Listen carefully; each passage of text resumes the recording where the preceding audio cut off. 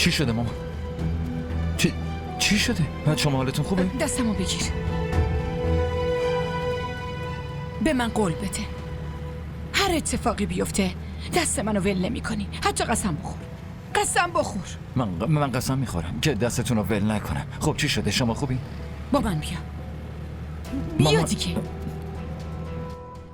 مامان چی شده؟ کجا؟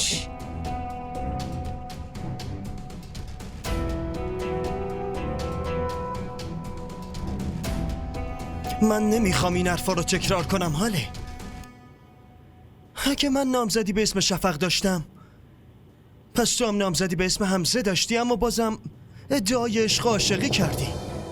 تو ازدواجم کردی و این واقعیت نیست. تو برات سوء تفاهم شده. ازدواج من با حمزه یه اتفاق ناگهانی بود.